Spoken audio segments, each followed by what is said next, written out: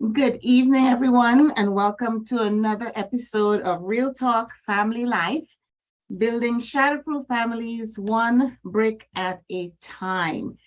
This evening, our topic is children and career development. Children and career development. So, this is a good time for you to reach out to your friends and family members, neighbors, other church members. Send them the link, remind them that we are on this evening, provide them with the Zoom credentials so they can log in, and encourage them to participate either on Zoom or on YouTube. So reach out to them. I'm going to give you a couple seconds to do so, and then we will begin our program this evening.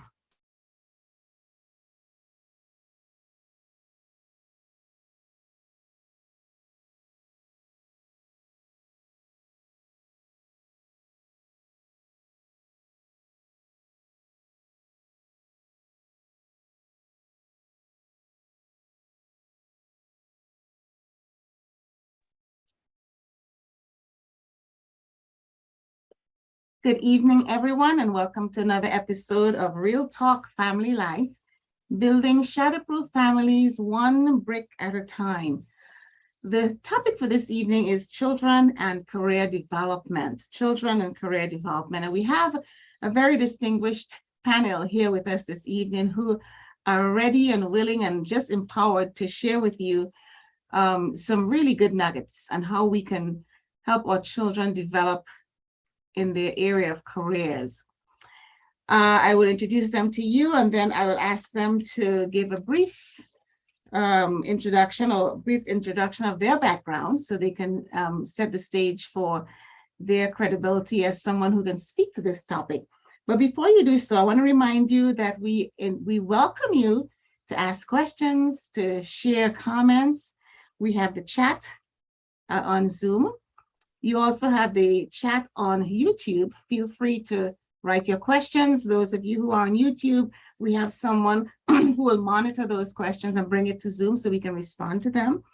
But if you just want to sit and enjoy, but want to let us know that you are hearing it and you're getting it and you support what you're hearing, please remember to use the emojis that are available to you. Raise your hand, use the heart emoji, smiley face. If you hear something really hilarious, please let us know. Use those emojis and those reactions so we know that you're here with us this evening. And by all means, you can raise your hand if you would like to ask a question verbally so we can hear your voice and hear your tone. Please feel free to do so. Again, welcome to another episode of Real Talk Family Life. Building shatterproof families one brick at a time. Our topic this evening is children and career development. So I'm going to ask the panelists to introduce themselves. We have with us this evening Mrs. Bevon Bernard Henry, Ms. Kadeen Dorset, and Pastor Anthony Henry, who are serving as our panelists this evening. Bevon, would you please begin? Please unmute. Good night to everyone. My name is Bevon Bernard Henry. I am Grenadian by birth. I currently live in Trinidad and Tobago, and I have two girls. I am a secretary at an international organization, and I love working with children. Hello. I taught in Grenada for 5 years. I've always been involved with young people and children, whether through church or whether it is on a netball court. And I look forward to the discussions this evening. Thank you, Bevon. Kadeen? Hi, good evening, everyone. My name is Kadeen. I am one of the counselors at the Life Empowerment Center, Trinidad and Tobago. That's a counseling agency located in Port of Spain, Trinidad. I work under the mentorship of Bishop Dr. Roger K. Samuel. He is my personal mentor in the field of psychotherapy and counseling. And he's the reason that I'm involved with this Real Talk program. I'm new to the program, but so very humble to be able to be part of something so amazing and something that is geared towards building families. And looking forward to our discussion this evening. So thank you for having me. Thank you, Kadeen. Pastor Henry, please unmute. Thank you very much, Dr. Neff. It is indeed a pleasure to be with you again. My passion is families, and wherever I can help to build a family and make the family stronger, I am really blessed to be a part of that. So I had 2 children, but now I have 5 grandchildren. So I'm still consider myself a family man. And so the Lord bless you. You're going to hear more from me as we go along. Thank you, Pastor Henry. This is a reminder to reach out to your friends, family members, loved ones, and remind them this is Tuesday evening. It's time to come on to the Real Talk Family Live show and hear what this esteemed panelist, what the panel has to share with you this evening. All right, we're going to begin with a question that's very general and basic, but it will set the stage for our discussion this evening, since we're talking about career development. And the question that I'm going to ask Kadeen to respond for us is, what is the difference between preparing for a job and preparing for a career? Yes, thank you, Dr. Patricia. That's a very good question to start off our discussion. Before we could even go into preparing for it, we need to be able to distinguish what's the difference between the two. So a job is basically something that you do to get paid. So one of my side talents is I'm good at braiding hair, and somebody could give me a job. I could get a job today. Somebody asked me to braid their hair or braid their child's hair, and they would pay me for that. That's a job. So a job is really something that you get paid to do, whereas a career is actually a combination of jobs over a period of time. It's like a collective combination of jobs that goes towards a vocation or something in the long run that is fulfilling, that causes you to be established.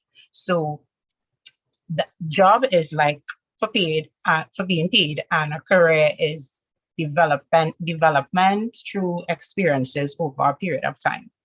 And when we talk about preparing for a job and preparing for a career, I think both of them are one and the same, because a career involves having a series of different jobs. So once you're preparing for the world of work, it looks the same when you're preparing for a career. For children, in the context that we are talking about it, how do you start preparing a child for a job or preparing a child for a career? It starts as early as simple as doing things and chores, not necessarily for money, but in order to be able to gain some sort of reward. And to me, that simply looks, I think the most basic form of that is like doing chores, teaching children to do chores. And in a previous session, we spoke about children being born unable to regulate emotions. And I said, I don't know if it was controversial, that if we think about life, everything we do is based on feeling. It starts with a feeling. We are not supposed to respond to feelings, but it starts with a feeling. So for children who don't know how to regulate emotions and feelings, when we start with chores, I don't feel like cleaning my room. I don't like washing the wares. It feels so slimy. Everything is based on their emotion. And for parents, that's where we start regulating the emotions. You don't really do it based on your feeling. And then that's the opportunity to start teaching children that there's a reward in doing the work. So when we wash the wares, there's no flies. Those flies that bug you, the bugs that you see in, we get rid of those things. When you have your room clean, it's easy to find stuff in the morning. We are not late for school. So it starts with just simply give and take, letting a child understand that work is rewarding. And that would be my basic starting point for how you start preparing a child for a job and a career. And I guess as we go along, we'll get into a lot more of the meat of the topic. So that's me. Thank you. Thank you. All right. I'm going to remind the audience that you are welcomed to ask questions, place comments in the chat. So please feel free to do so as we go along. All right, I'm going to go on to the second topic. And, Kadeen talked about the preparation for jobs and careers.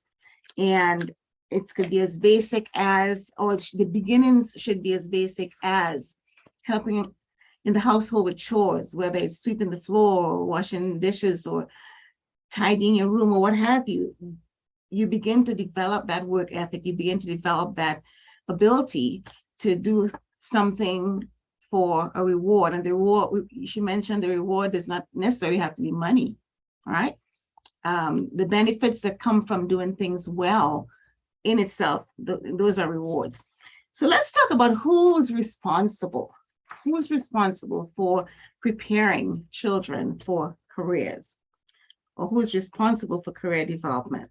And we're going to talk about the parental role. We're going to start with the parents, the parental role. Since the Lord gave you the first dibs at the children, you are their first and forever teachers. I tell my parents, you are their first and forever teachers. So children are born with God-given gifts and or equipped with natural abilities that are often passed down through the DNA from generation to generation. You hear, okay, he plays soccer just like his granddad and so forth.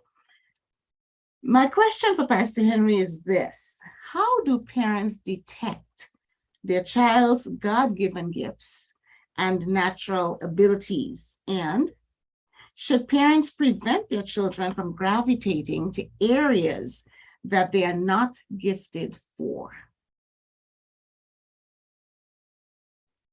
Please unmute.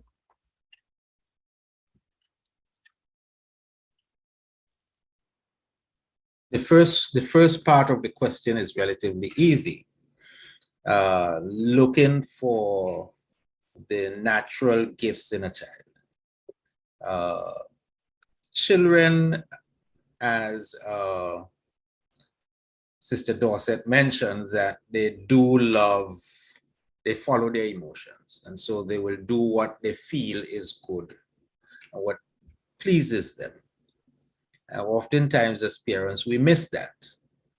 And sometimes because we have predetermined in our minds as parents what we want that child to be, we often miss the opportunity to see what the child is gravitating towards.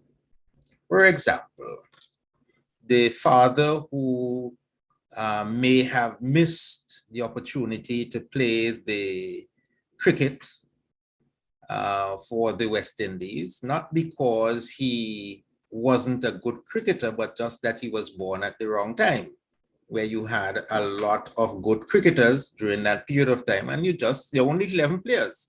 And so you can get on the team because you're not at number 11, you're probably at number 12 or 13.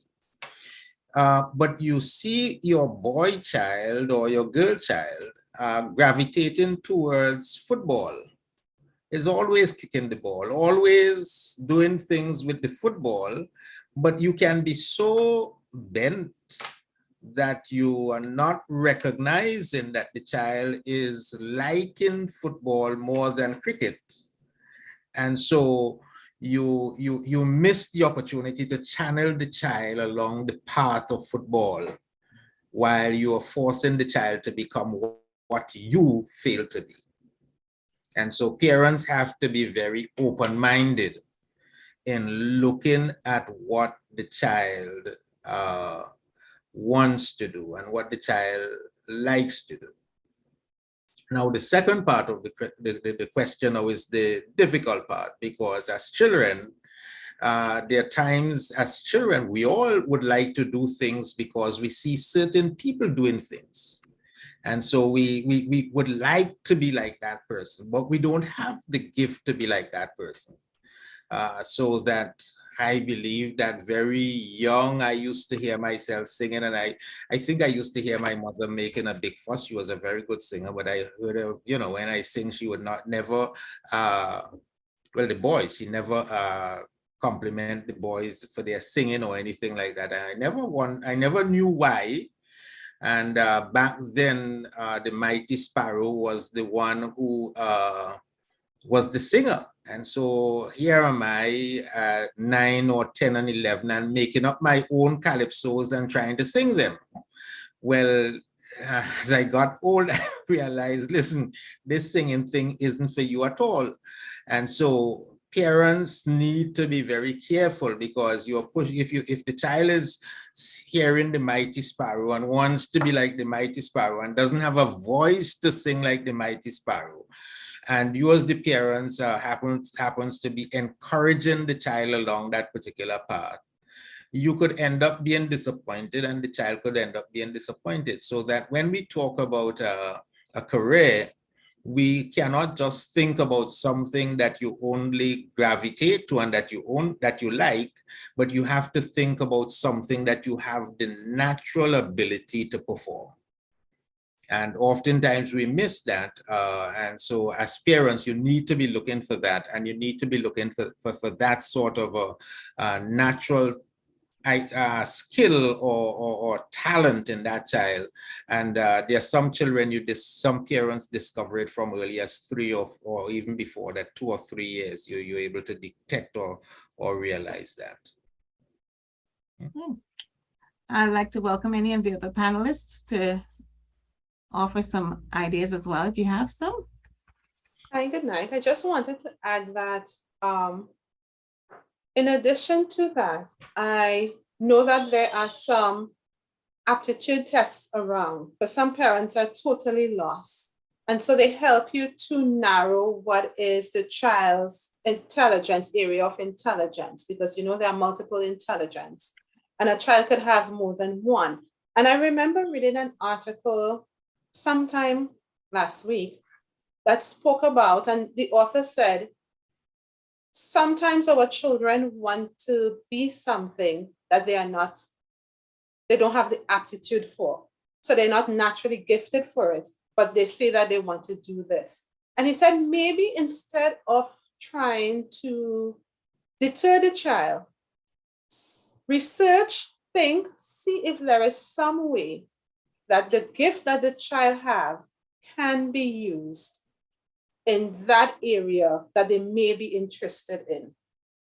So a child who might be interested in is very good, probably, like, for example, with their hands. Maybe they say they want to be a teacher, but maybe they can teach with craft or teach craft or something like that. So I think it's a good idea also, not just to, well, you know, the child does not have a gift in that area, so forget it, but see what they are, because there are so many things out there that we are unaware of as parents. And that's why it's important to expose our children to so many things and so many experiences and other people who might have ideas that we ourselves don't have. Mm-hmm. Right. Okay, Kadeen, anything? I think you made an excellent point, Bevon, because any career or any job or any opportunity has so many aspects to it, right? We think of going back to the young man who wants to play football. You know, he may be interested in playing football, but may not be the best football player. But there are so many job opportunities in that field. Maybe he's a good coach, you know, maybe he could work in management. There are so many areas. So I agree with you that instead of just shutting the child down because we feel that the child does not have the gifting in that area, maybe explore other aspects of that field that may coincide with the gifting that that child has, and provide opportunities so they can actually explore it. There's nothing wrong with exploring, right? I think it's great for kids to explore different careers before they actually finalize which one they want to go into. So I really like that point, Bevon. All right, I'm going to check the chat to see if we have any comments. I see none. Not sure if there's anything on YouTube right now. I don't think there are. No, none. Okay. So we will keep checking. And I want to remind you again, audience, please feel free to jump in, because many of you have walked to this road already with your children, have had experiences, or probably are going through it right now and have some suggestions or ideas to share with us. All right, I'm going to go to the school's role the school's role. We talked about the parents, now let's talk about the school. Most educational systems have in their mission statement some aspect of helping students prepare for the future. An important element of that preparation involves the development of career skills. I'm going to go to you, Bevan. Do you believe that your child's school is geared towards helping your child find a career? And I'm going to ask the other panelists to chime in as well. But do you believe that your child's school or schools that you have experienced, that they're geared towards helping children find a career? I think they are, to a degree. In that, I think most schools are geared towards the academic career. It's more towards the careers. It's either business related, science related. You have the arts, so I guess you have that area also. But I believe that now I currently live in Trinidad and Tobago. The school system, I hope no one take offense with anything I say about Trinidad and Tobago. I grew up in Grenada and went through that school system. And the school system here is brutal. It's very, very, it pressures the children a lot, I think, and it's very academic focused. It's very performance focused. It's very, the schools are very focused on what percentage of passes they get. So it's geared that way. And while it may help students who are very good in that area, it does not help others who aren't, who are not built for that system. But I think in Trinidad, we also have a lot of trade schools, a lot of schools that teach skills.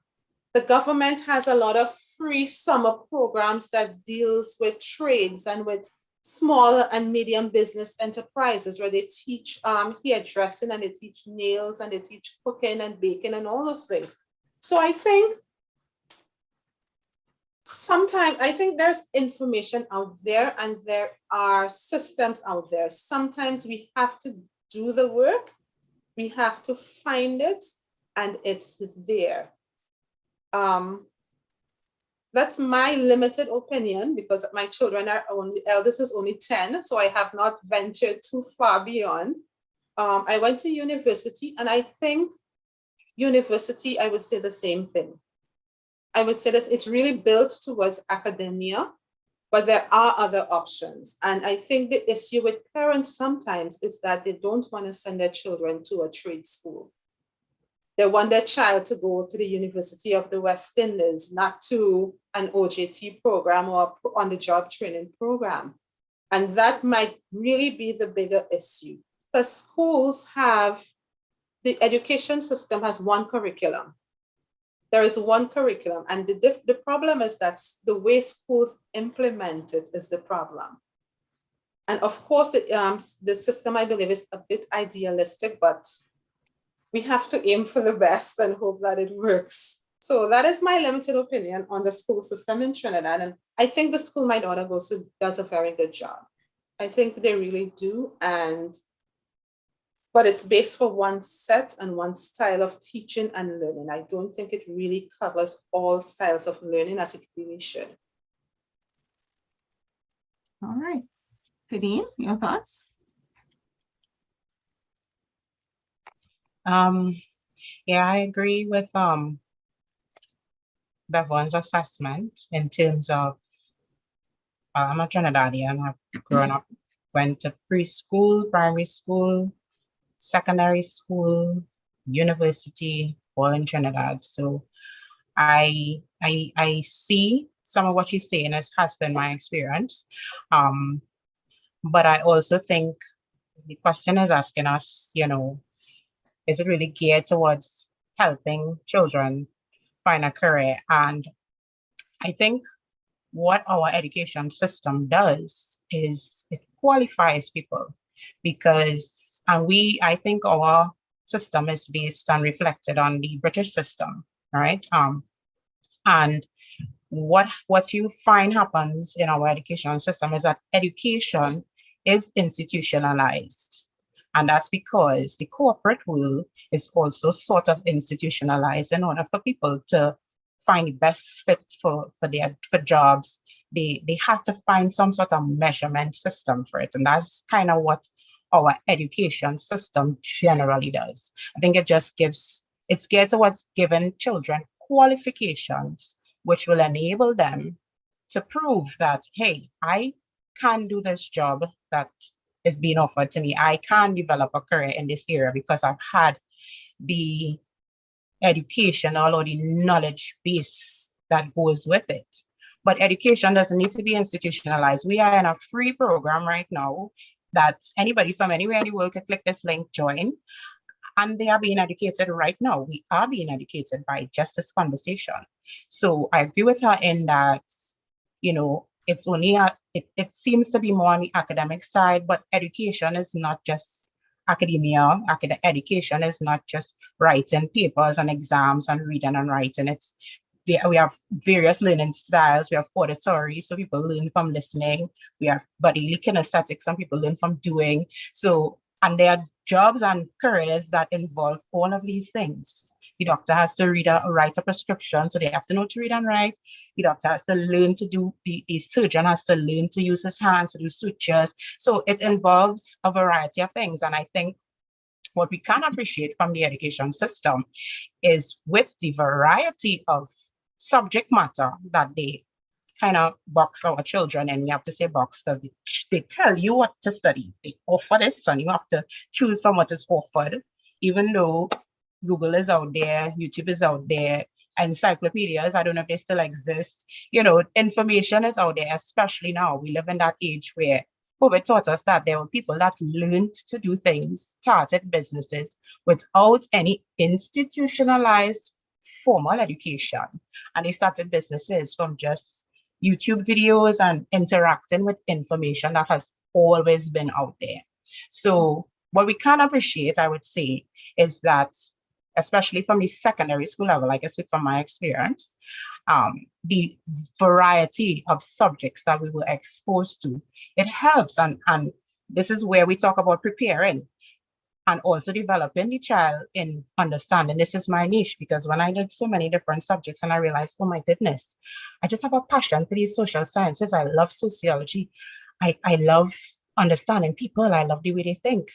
And this was just a further manifestation of something that I was born with as a child. Even in preschool, everybody coming to me with their secrets. So I naturally was always a listener, and it's no small wonder that I did all these different subjects, and I still love and I'm passionate about counseling and psychology. So I think we could appreciate that about our education system in terms of the variety that it exposes children to. Does it necessarily prepare you for a single career? I don't think so, but it prepares children to understand the information and the accessibility to information and knowledge is out there. So you could make a decision and figure out what you love going forward. I'm going to go to the chat. We have some activity there.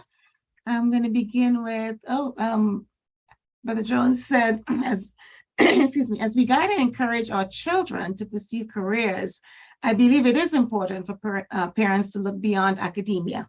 I totally agree with our sister. Our children should be encouraged to learn at least one skill in addition to being involved in some form of business. Business brings economic freedom, he also said. Then Rhonda said, I agree with Bevon. Even at the preschool level, there is a rush and push to get the children at the level they should be for primary school. And at 4 and 5 years, their young brains are not fully developed for the work the system wants us as teachers to get them to. Wow, I believe that oftentimes we underestimate the abilities of children. And instead of doing that, we need to really try to make things age appropriate. I firmly believe that we can begin talking about careers and and jobs and opportunities at a very early age. I remember when I was in the third, not grade, standard, I have to remember Trinidad, third standard, I was asked the question by my third standard teacher. All the children were asked, what do you want to be when you grow up? And at that time, I was in Mrs. Rose's class, and Mrs. Rose was a plump teacher who was always immaculately dressed. And I remember thinking and responding to that question by saying, I want to be a teacher just like Mrs. Rose. And that has been my career path ever since that realization. I wanted to teach. And Mrs. Rose was the epitome of what a teacher should be for me. She was very strict, but very nurturing. And she taught things in a way that we could understand. And even in third standard, I knew that at my level then. And that's the path that I took. So I think, and at that time, I will say the educational system really was, you needed to know early what you wanted to be, because I did not have the opportunities that the children of today in Trinidad have. You know, they have opportunities that are beyond what I experienced back then. And if I had no idea what I wanted to do, then I would be lost. And I remember that when we took the common entrance exam, if you failed the exam, then you went on to the trade schools, or and so forth. But if you passed the exam and went on to high school, then you were on a career path that was filled with academia. So I think it's important for us to think about how and when we should introduce these ideas to the children and let them know that the opportunities are there. They have giftings that are God-given to them, that they can use to pursue those careers. I saw something else in the chat. Michelle said, I remember Mrs. Rose. You're quite right. She was an exemplar teacher. Absolutely. Brother Jones said, yes, Dr. Neff, we just start the teaching process of our children at an early age. All right. All right, let's move on to Dr. Neff, before yes. you go on, can I say something different Yes, about please. the education system? Please. Because it's a farce. I'm going to say something completely different to what the other panelists said. The same education system that is so good in Trinidad and Tobago is at the heart of creating hundreds of criminals every year.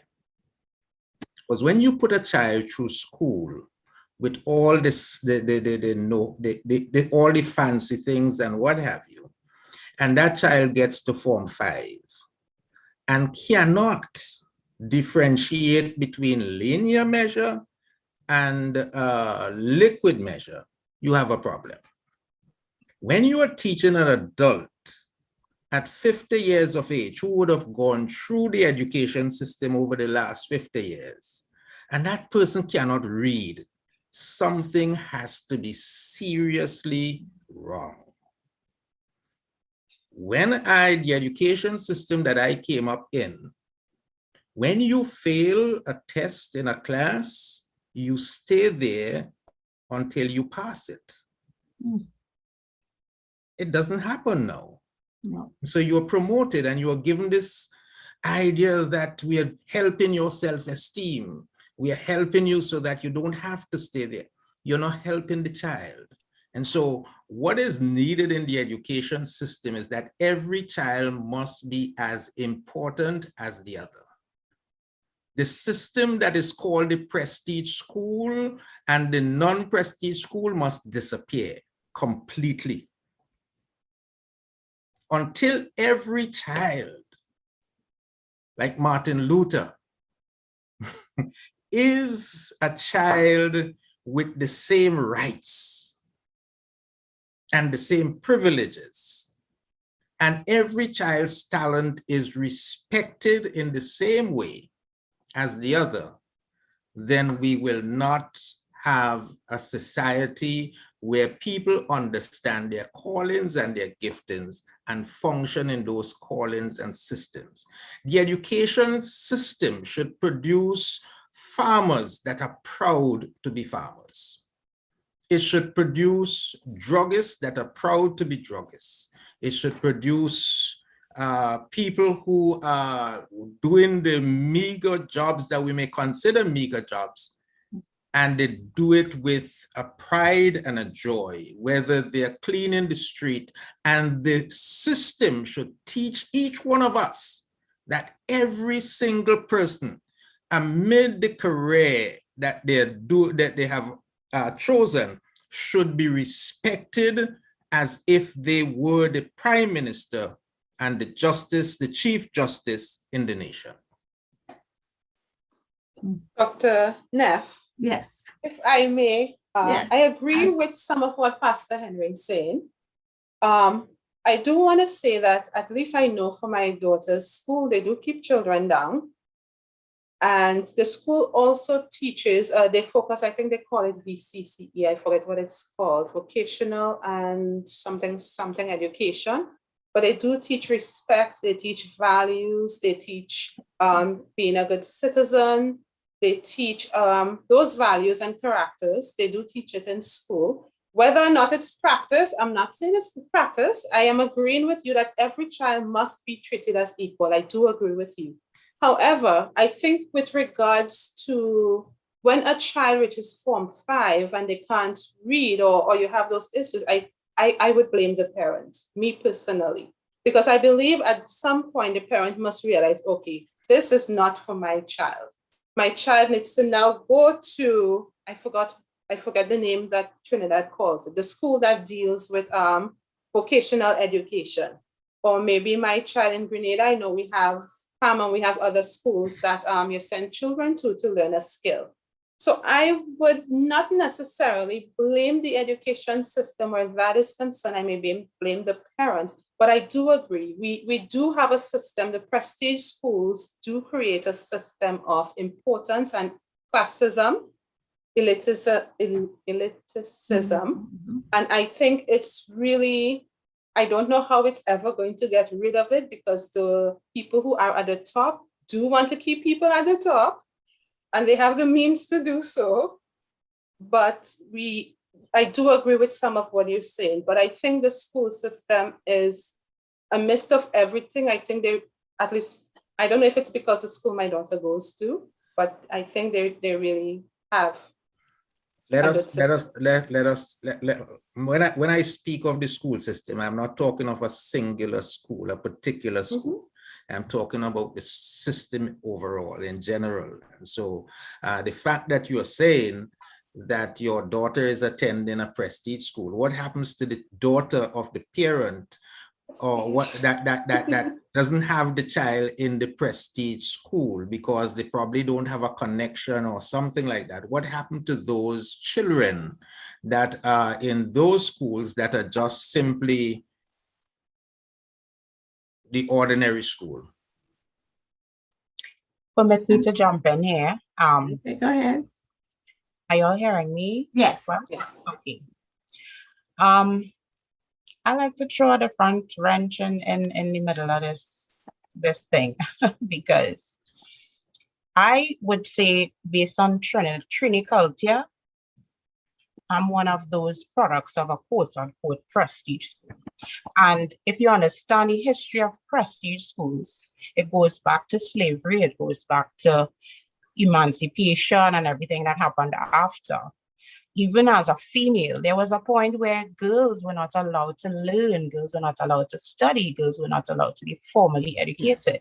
The history of my quote-unquote prestige school was one where a bishop came to Trinidad, a missionary, whatever, recognized, slavery is done. Why we have girls that are not being educated just because they cannot afford it? And so, as a spiritual venture, they opened the school and gave girls opportunities. Now, even to give a young lady an opportunity at that time, there had to be some sort of merit, because we can't afford to teach everybody. So it would have been based on some kind of aptitude, based on some kind of natural gifting. And I mean, we evolved from that. The education system, again, I would say, is so institutionalized. It really is. And I say this, like I said this to a teenage client of mine that I had once. An exam and the tests that you get, they are just designed not to test what you know, but to test what you show. Because if you are giving me questions to answer, you are already telling me what you want me to show you that I know. If we don't have a formal examination system and you just put me on the spot and I'm having a conversation, it happens to us every day. I make the example, I'll go to my mechanic to get my vehicle checked. I have never seen him have a laminated document showing me his credentials, that he went to mechanic school and he did this course. He learned about shocks and rims and air filters. I've never seen any academic proof that he know what he doing, right? But you could talk to people and recognize that they know what they know. All that's being said, I believe that there must be some kind of system in order to measure. That's how the education system is set. I'm spending time teaching children. I'm spending time giving them this information, and there's just a system to measure if you learn it or not. Coming back to myself, I have friends from primary school that never went to quote unquote prestige. I had a friend who failed. She was the only girl in my class who failed. And guess what? She's a head nurse right now in one of our hospitals, right? That was just 1 point, one exam that was geared to test what she showed that she knew, and she didn't show well what she knew, but it did not determine what she knows. I have worked in prestigious, quote unquote, prestigious organizations with people who are so intelligent and skilled.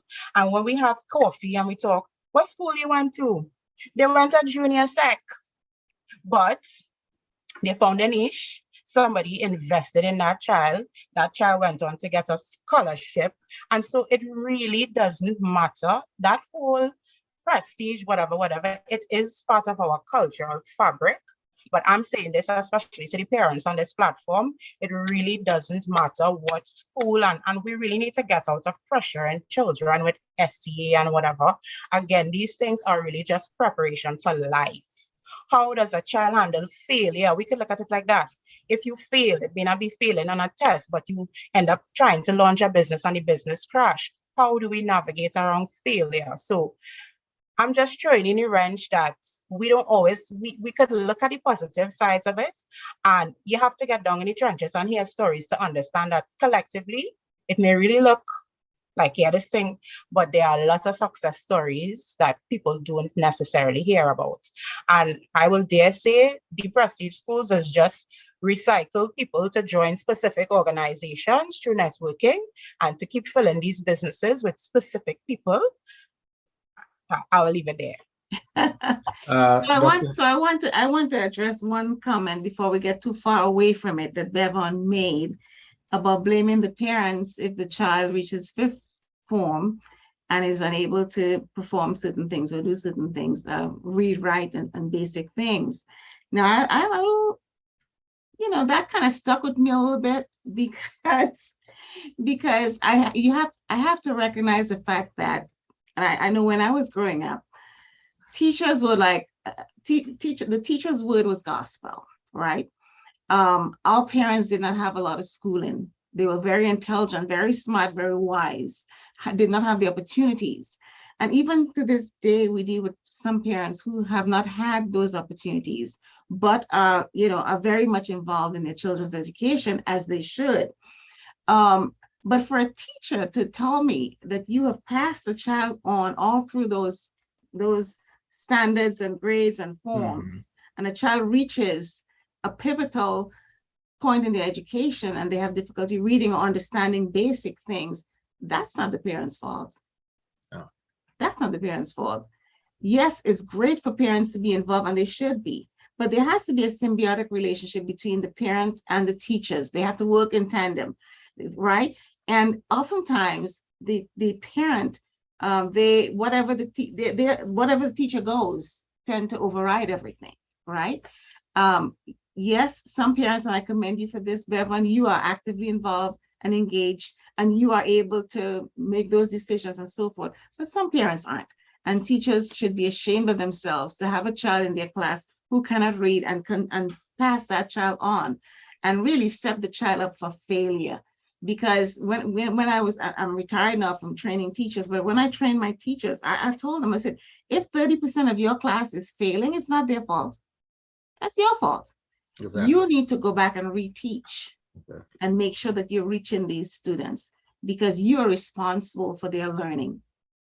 So Dr. Neff, my statement about the school system is not just to bash the school system, but to sort of bring parents to the reality so that they would understand that sending the child to school every day does not necessarily guarantee that your child is going to have a career or even a job at the end of the day, a respectable job, a job that pays.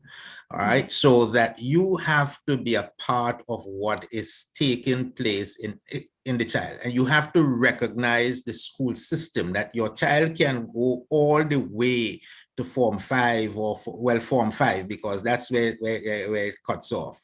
yeah. Without being able to do the simplest thing of getting a job in a supermarket. Mm-hmm. Right, and you have to understand that as the parents, and you have to be able to, you can't depend then on the school to do that for you.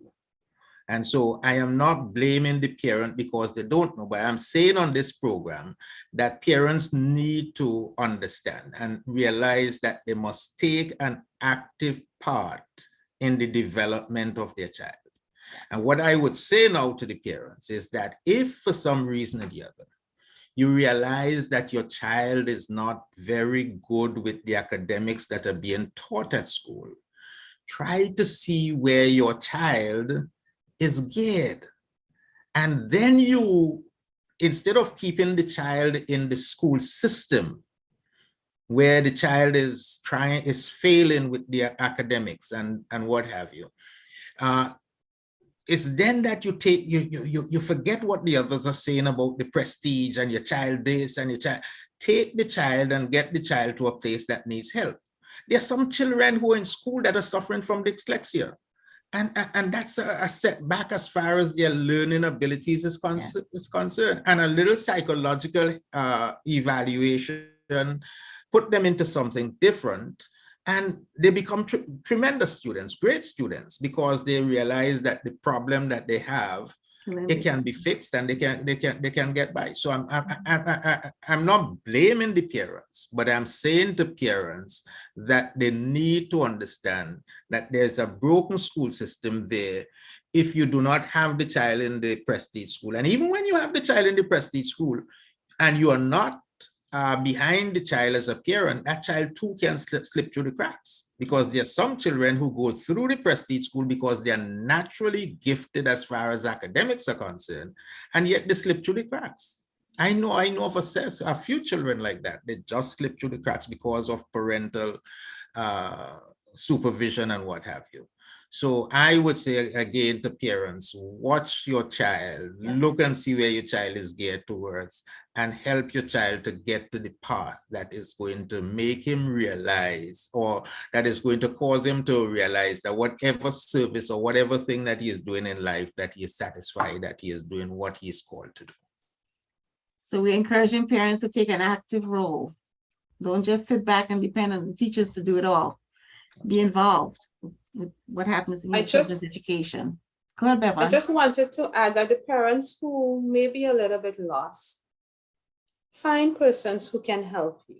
Expose your child to experiences and to people who have experiences. Your community, your church, talk to the teacher. Sometimes the teachers see something in the child, because children can have different behaviors for different environments. And maybe the teacher is seeing the child do something during lunchtime, play cricket, and realize, hey, the child may not have time at home to play cricket, but I've seen her play cricket in school and she's excellent. You might want to consider getting her into a cricket program in the community center or something like that. So expose, we can be lost. Sometimes I myself feel lost, but you want to expose your children to experiences as much as you can and to people who have the experience and can help you.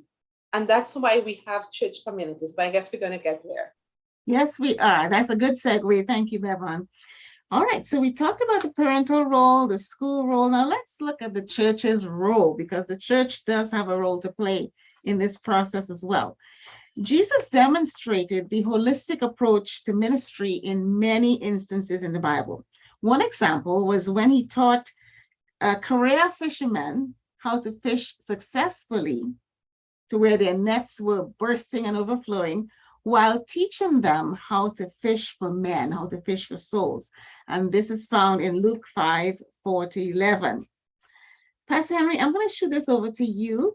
How do we, the church, assist parents who lack the resources to develop their children's gifts and abilities? And I'm going to bring the other question so you can take your time and respond to them. And the next question is this. How do we help parents to demonetize their child's purpose? How do we help parents to demonetize their child's purpose? What if your child wants to be the next Mother Teresa, where there is not a whole lot of money thrown at you for what you do? However, the impact of your role, impact of your career is just tremendous. Pastor Henry? Yeah, the first part, Dr. Neff, is that as Christian leaders, we have to understand that church is a lot more than gathering in a building on a Sunday morning. And I think that my personal feeling about COVID is that that is what the lesson that we are supposed to learn. The early church spread and grew rapidly because of the little cells that they develop in every little village and every little corner that they met in homes. There were no buildings in the first century church, and yet the religion grew leaps and bounds throughout the Middle East, into Africa, into Asia, within the first 100 years of Christianity. We have been around for years and years, and the Middle East right now has there is little or no Christianity in the Middle East at this present time. Okay, so we need to rethink what we are doing in our society. One of the areas of concern is those children within the community, not the children that come to the church, but the children within the community that end up going into crime and what have you. We have to target those children just as how the gangsters target them. We have to target them, and we are not targeting them to get them into crime and to get them into church. We should be targeting them to help them to develop into citizens. And as Christians, our role is not necessarily the academics. Glad for those churches that are able to establish schools and to train the children and to teach children. But our role as a Christian church in the community is to teach that side of life that the schools do not have the ability or the resources to do. That is to teach values, to teach what morals are, to teach ethics. And so we need to develop that. Let us get out of the pounding of the pulpit and what you shouldn't do and what all of these different things, because that's what we have been telling people what they shouldn't do. We need to be telling people what they should do, how they should live, how they should relate to one another. And of course, the only way that people are going to learn that from us is when we model it, when we model those values. Now, for the child that wants to be a Mahatma Gandhi or a Mother Teresa, that child, we need to understand that you have to give that child the opportunity, and needs be you probably have to spend to help that child to get to where he's going. And let me say, if you know, every career, doesn't matter what it is, if the child is going to be good at it, you have to spend money on it. People don't give you anything for free. Right. You have to spend to develop. It's not just all right to be go and learn to be a tailor. I say to a Christian, you need to become a designer. Right? It's not just good to be a carpenter. You need to be a lot more than that. Somebody who is able to be a professional at their trade. And so I think that should be first our goal, so that when we take somebody within our arms, or we take one of these children within our arms, we take them with the intention to help them to develop their fullest potentials. And so if that child is going into a career that he loves, that doesn't make money, and probably that is why a lot of young people are not gravitating towards pastoral ministry anymore, right? Because they're realizing that there are only a few, and if you're going to make money out of it, it seems as though the best thing to do is to con people. Hmm. I mean, let's face it, that's where we're at. And so those pastors who really are committed to do it, who would do the hard work, who would put in the time, the Mother Teresas, the Mahatma Gandhis, they're not getting anything out of it. They do it because they're dedicated to it. And we have to commit to help those people. We have to, as a church, to commit to help those people. So the young man who wants to study to show himself approved needs to go to seminary. He has the gift, he has the calling, he has the love for people. We need to put out the money on those people, on those individuals. Okay, and even though the return for them is not going to be like the footballer or the basketballer who is going to bring in millions of dollars in 1 year, who is going to make more than the president of the United States, we need to invest in those young people. And I would to God that the world would be balanced one day, when somehow people are not just rewarded for they're not highly rewarded for what they do, but everybody gets to a place where rewards are based on your contribution to society. It's a shame that some of the great neurosurgeons are not paid a quarter of what a basketballer makes. It's a shame, literal shame. Any other comments from other panelists? I'd just like to add that I also believe that the church can support our young people. For example, in our church, I know there's a young lady who is studying a certain profession, and the other persons in our church who is in that profession speaks to her, and they talk to her and they help to guide her.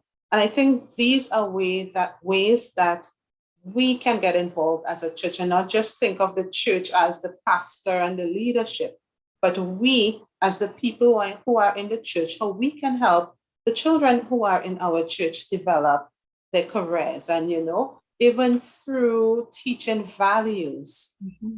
And spending money on teaching our children godly principles, and sending them to church and coming to them to church, because a lot of the times we spend so much money on our children's academic goals, and we don't even want to send them to Sunday school. We don't want to send them to youth ministries.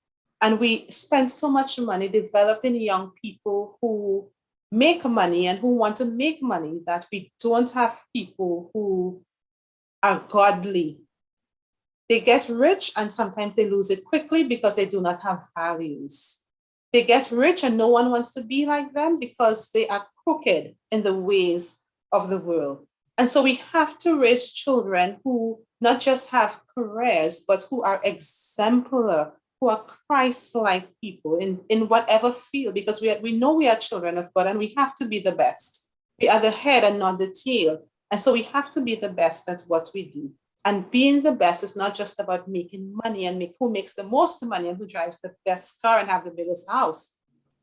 Because people want to work with others who have value and who are kind and who are great leaders. Because we all know some leaders in organizations who we really would not even, we prefer not have a job than work with some of them. And that's not the type of children we want to raise. So it's so important that our church is involved and we as parents get our children in church so that they learn the values that can help them become better career men and women in the world, to reach the world, to be the best, to let their light shine wherever they go. Thank you, Bevan. I just don't want to ignore some of the comments in the chat, and it'll take us back a little bit, but that's okay.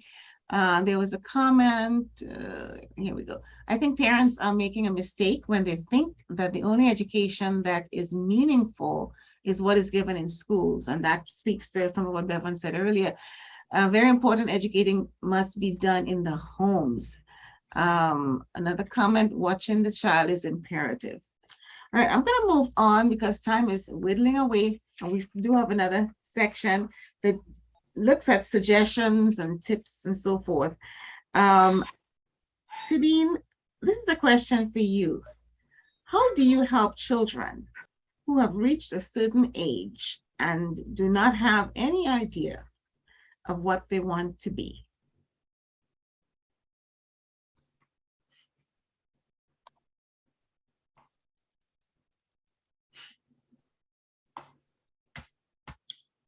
You're muted, Kadeen.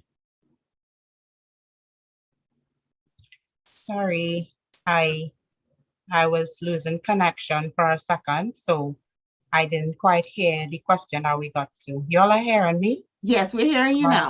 My system is saying that Poor the connection is not stable, yes. All So right. can you repeat that question? Yes, I will. How do we help children who have reached a certain age and do not have any idea of what they would like to be or do? Okay.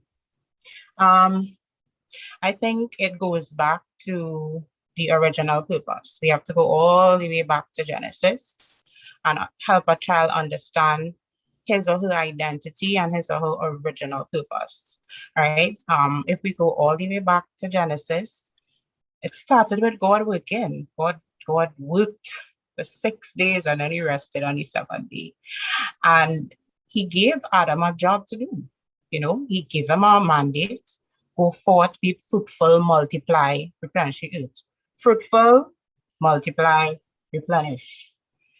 Fruitful means do something that will bring rewards. Multiply is populate, continue the generational cycle, all right? And then the Bible also said later on that he put him in the Garden of Eden and he gave him a job to dress it and to keep it.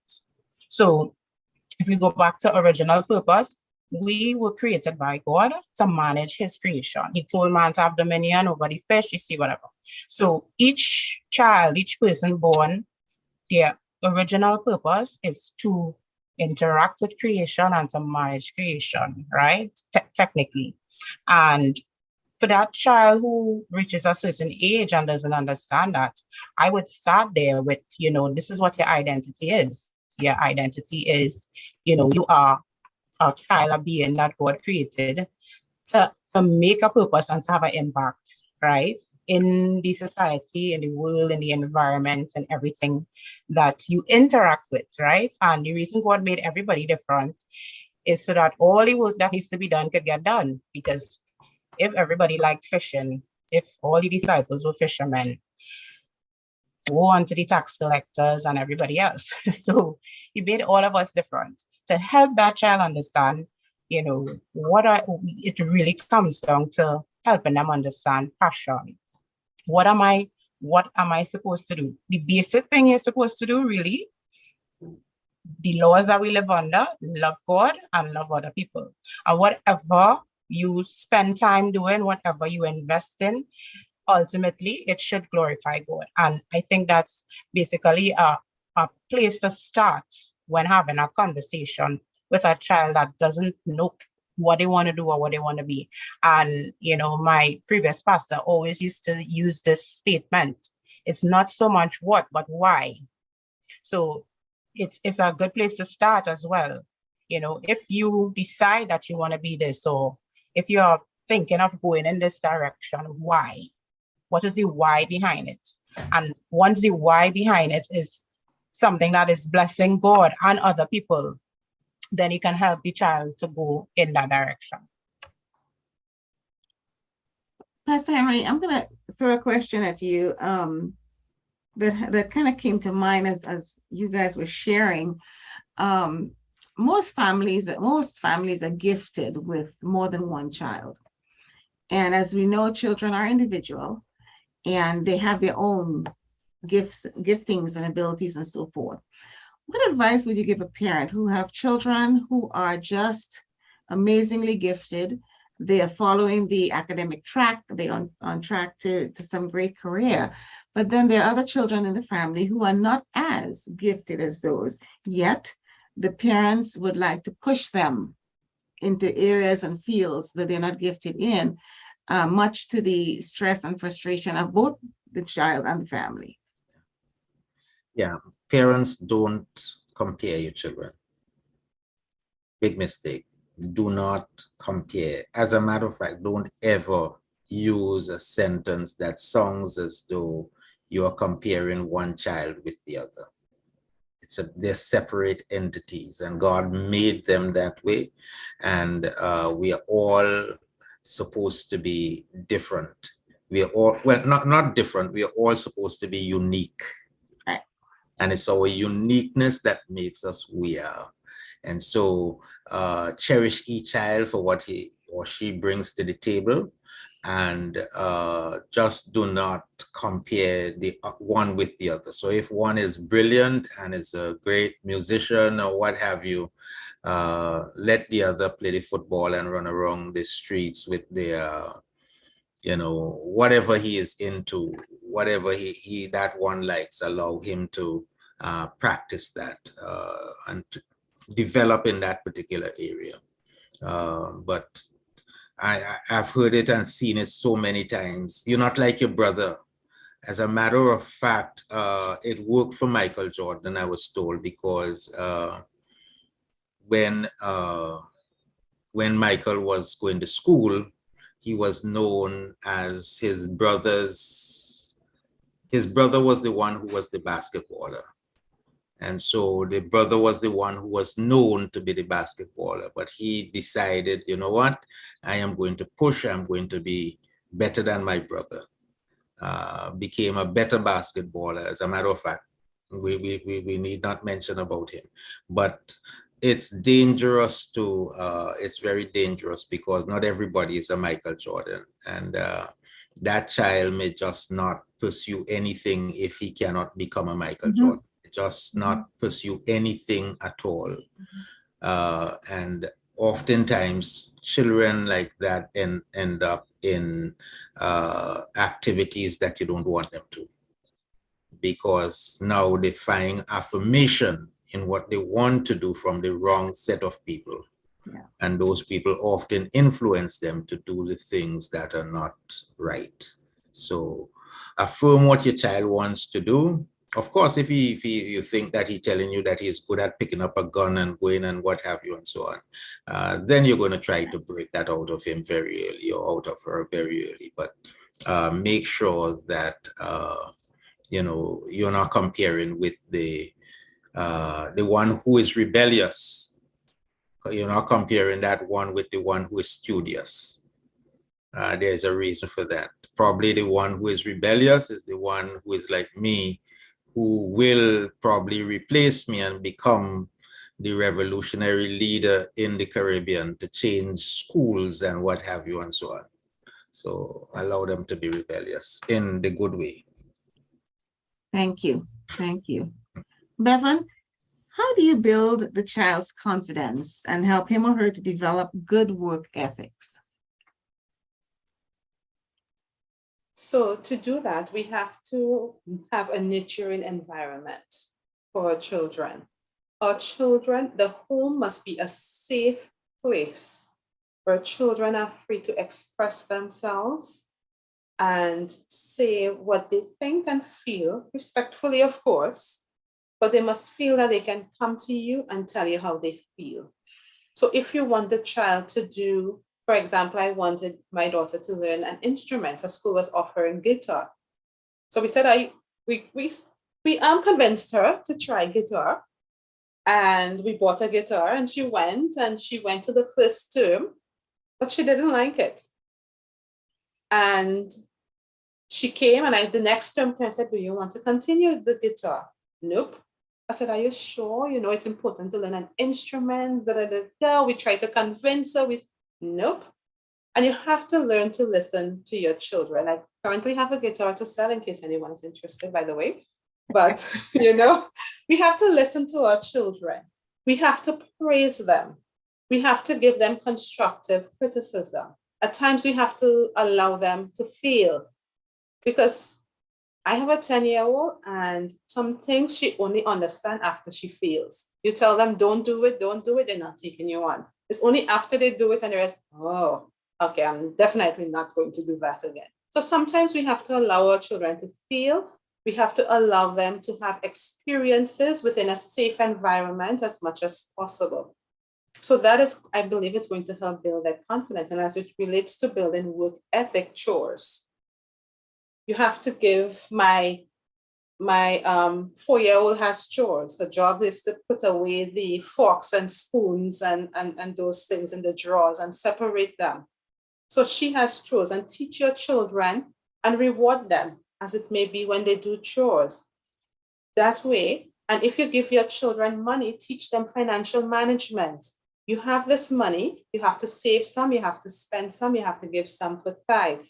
And teach your children those things. And those things are going to help your children become better and be better people during when they have to do their career. Awesome. Thank you, Bevan. You said a few things that I really want to touch on about praising the child. So important to praise the child. I've heard parents say, well, he's just doing what he's supposed to do. Well, that may be true. But how do you feel when somebody praises you for doing something well? Right? Praise the child, and don't just say, oh, good job. You know, good job is basic, right? You have to be specific.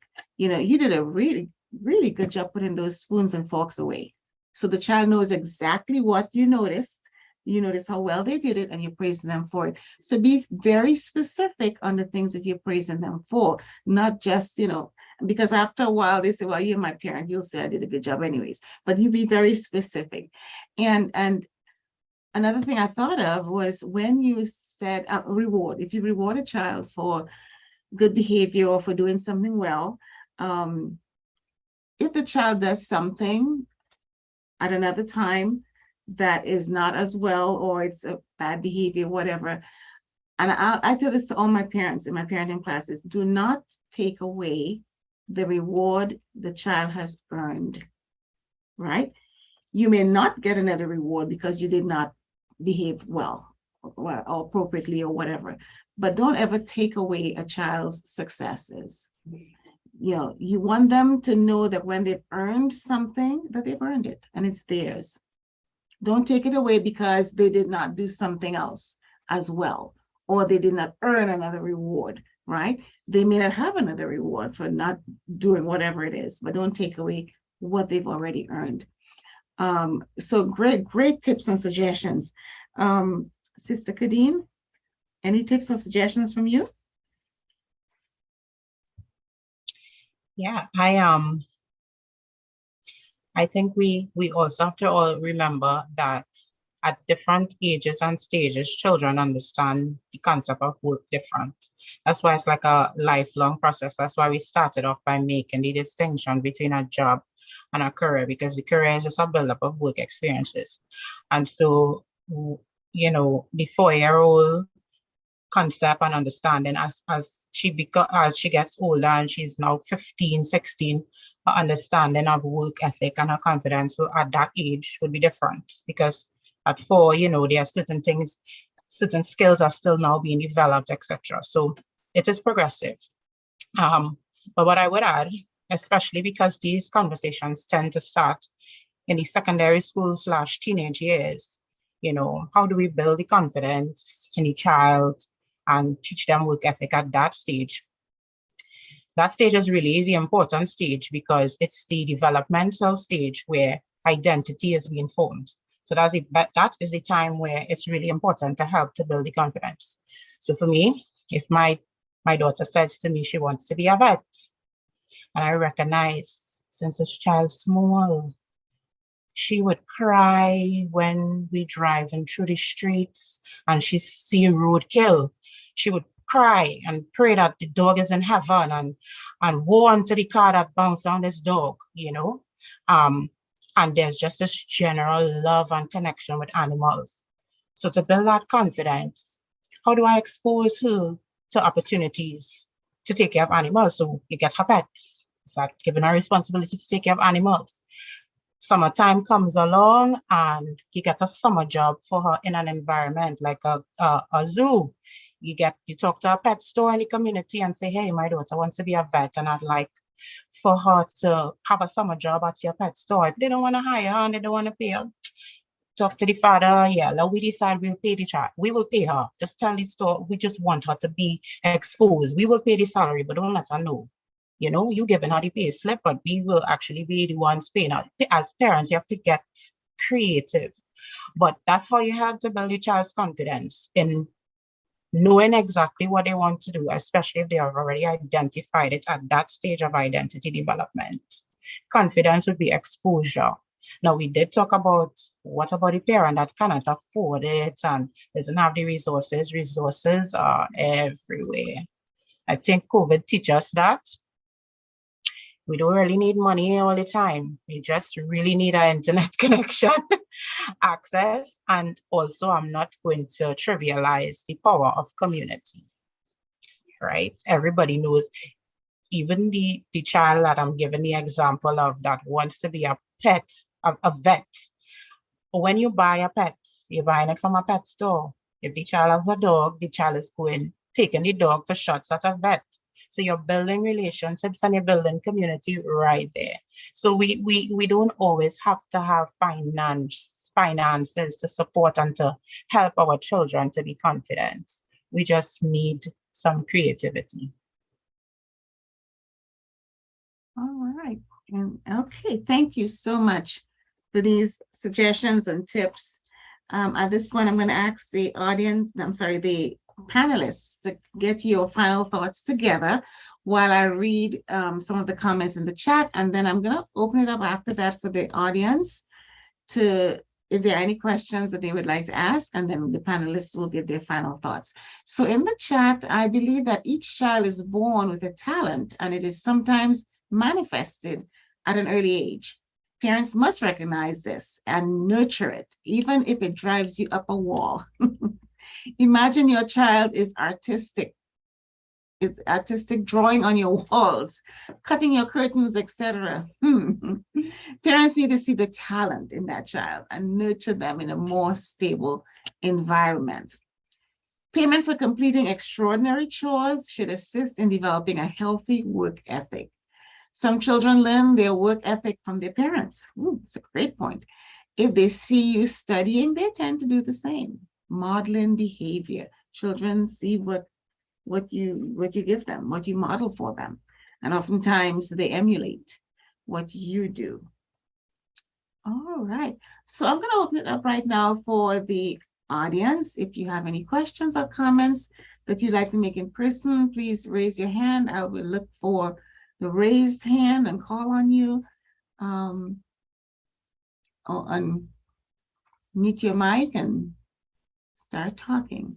Dr. Neff, we have two of our former panelists on the program, Brother Arthur Pierre and Dr. Jones. Yeah, I don't know if you just want to open for them for a minute to Sure. Share. I certainly will. Let me change my view so I can see everybody. So Dr. Jones, Brother Pierre, want to jump in and say a few things? You've been commenting in the chat. I appreciate that. But we would love to hear your voice. Good evening, folks. Good evening. Arthur Pierre here. has been a while. I've been pretty busy, but nonetheless, very interesting, very, very interesting topic this evening. There are a couple of things that was mentioned earlier, especially when it comes to children not knowing what to choose as a career path. And sometimes too often, parents try to live their lives through the children, trying to encourage them to be this, that, or the other. But we have to. I do believe that children are born with talents. They have some special gift that has been given to them, and sometimes we really need to cause that to grow and to bloom by encouraging them to achieve those things. When you look at teenagers, and so sometimes they're planning to do one thing, and by the time they hit the late teens, they change, and sometimes much to the parents' frustration. Many of us, and that's me included, never knew exactly what you wanted to do. You start something simply because you start a job simply because you needed the money, and then you realize that, you know, as you bloom and as you grow and as you experience life, you realize that you are gifted in one particular thing. You are drawn to something and you become successful in it.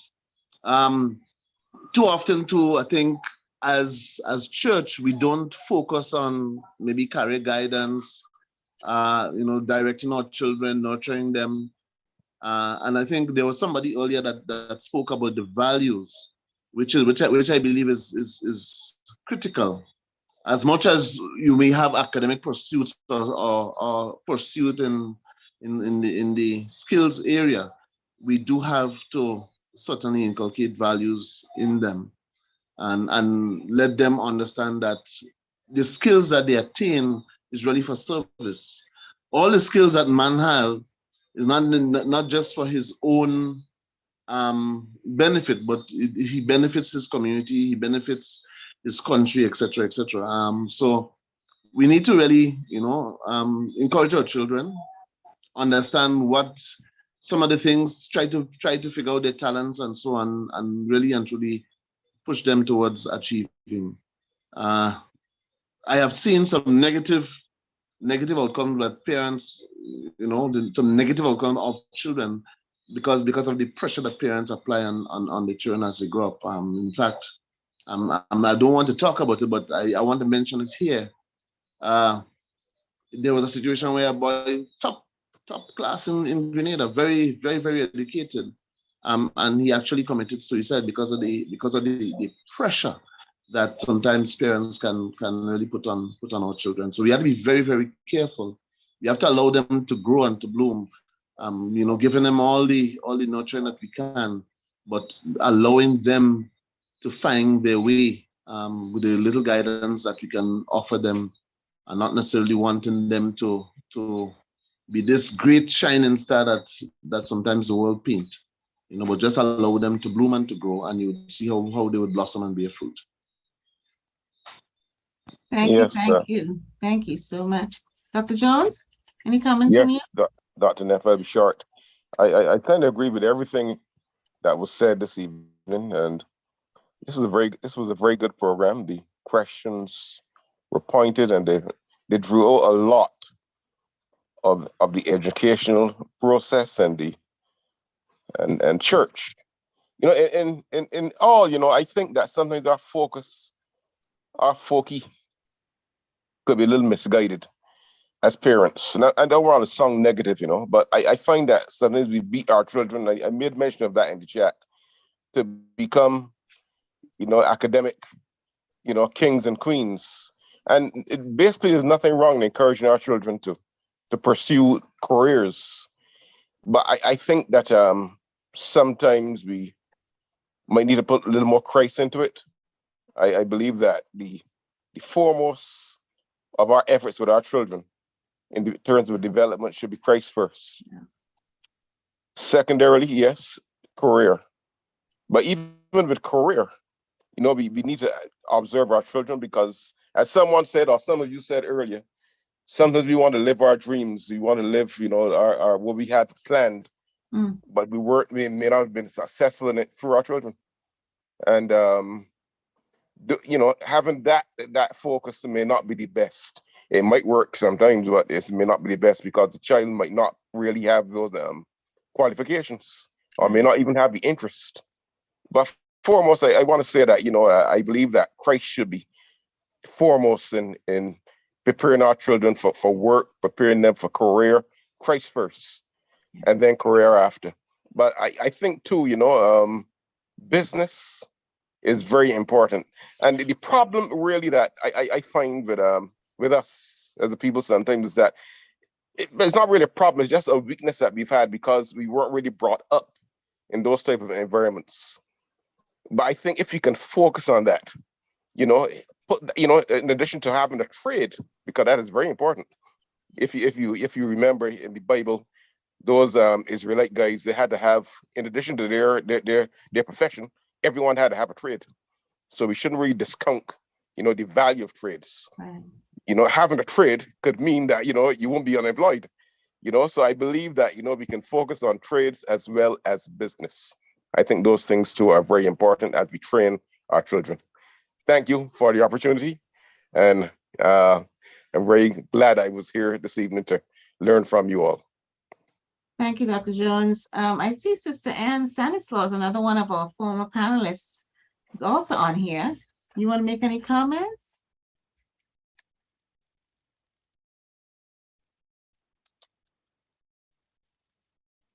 While she's thinking about it, I'm going to forewarn Pastor Griffith and Dr.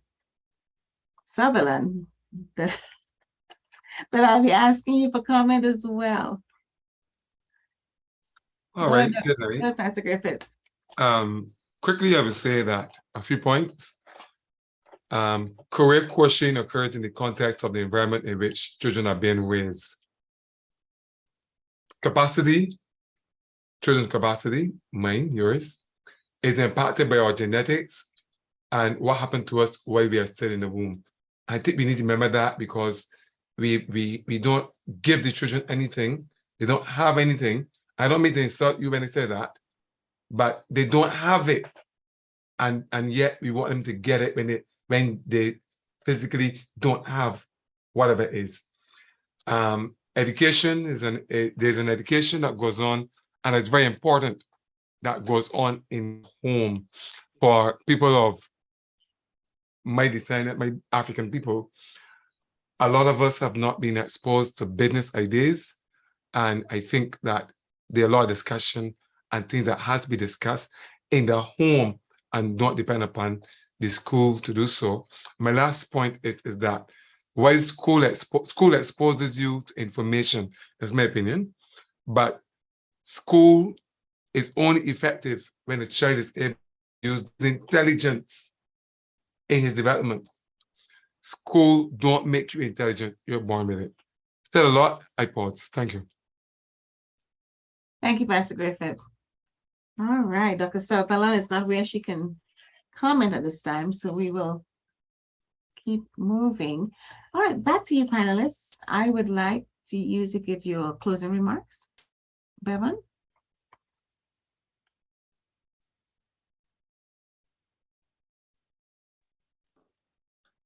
Thank you, Dr. Neff. I just want to mention a few points that most of the speakers reiterated previously. Be involved in your child's educational career. Pay attention to your child, listen to them. Values are important. Reach out to your community. When you don't know, reach out to your community, the church, people you know, other professionals. There are people who can help. The internet can help us so much now. Reach out to it. And most importantly, I think, or not most importantly, but also importantly, encourage your child to excel in everything they do, whatever it is. It doesn't matter what they want to be, what they want to become, what they think they want to be. Encourage them to excel. And of course, lead by example and ensure you have a nurturing environment. Thank you, Bevan. Kadeen? I would just comment on like some of the questions I didn't really have a contribution on earlier. Sure. So we spoke about the child that gravitates towards something that they're not naturally gifted, etc. And I would say to parents even now, gifts and abilities kind of are not the same thing. And you said it, Dr. Neff, we limit children a lot. Children are so resilient.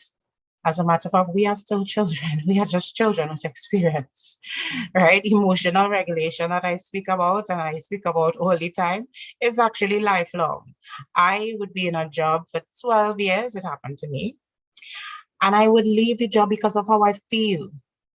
So even as adults, we are still doing emotional regulation. I feel undervalued, so I left that job. All right, we're talking career today, so I could reference a job, right? But what I'm saying here to parents is that sometimes your child's gifting and their calling might not be in alignment. I will use King David as an example. David was gifted at playing the harp. He was a gifted harper or harp player, or whatever the word is, right? But was that what God used him for or God called him to do? When he went up against Goliath, he had no formal military training. He wasn't a member of no infantry. He had no sort of formal training. But the why is what was important. That call for him. He wanted to know, who is this uncircumcised Philistine and how dare he defy the armies of the living God? And God used David's little experiences, not his gift at playing the harp, but his experiences that nobody was looking at. He's killed a lion and a bear in the quiet of seeing about sheep. And his calling was to become a king. He wasn't supposed to be the head of the music ministry in the church, even though he was gifted as a player, as a harp player, if you understand what I'm saying. And so when that child, as somebody mentioned earlier, the child starts off with knowing what they want to do one thing, then they reach and then they change their mind. We are constantly emotionally regulating. But outside of the emotional regulation, we are spiritual beings and we are called with a purpose. And we sometimes in Christendom tend to think, we adopted this thinking from the world, that you have to be equipped first, because that's how the education system is shaped. We have to be equipped first in order to do. But God most times equips you after he calls you. Because then what's his purpose? He wouldn't need to be God if we could do it all on our own abilities and all on our own gifts. Right. So as parents, especially in Christendom, we have to remember that your child could be full on in a bank and going from one level to the next, developing career, and then a burden comes on that child heart because, like David, burdened. Who is this man? Why is he defying? And this is a burden that is spiritual. It's a higher calling than just working in a bank and becoming a manager after years, you understand? Once that burden meets an opportunity, as it happened with David, that is what you call a calling, I believe that. And we can't stop that calling, especially if it is in alignment with biblical principles, especially if it is in alignment with helping God's people, especially if it is in alignment with making a serious difference in the world. So that's my caveat I would throw in. And one other thing I wanted to ask with one of the questions that we asked about the demonetizing and everything. Not the demonetizing, but the church's ability to help parents. I had one question, I'll leave it with you all. Is the church guilty of glorifying certain gifts and abilities over others? That's something I think we need to think about. So that's my part in the comments. Thank you, Kadeen. Pastor Henry, closing remarks?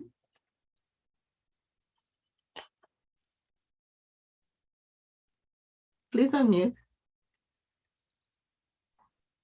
I would say that parents need to understand the world in which we live.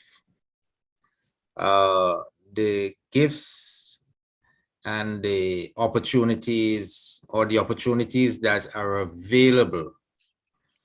Some of us don't know those opportunities today as parents, therefore our children. Let me share one quick example. I was in Trinidad a few weeks ago, and one of the grandchildren, I think it was the smaller one, took my tablet, asked me for my tablet. And I have been having problems to download and to put things. It's one of these Amazon tablets, and having real difficulty to download anything on it. And when the child gave me back the tablet, I think it's the last one, there was a game or something or the other called Toca World downloaded onto the tablet. Right? An icon onto the tablet.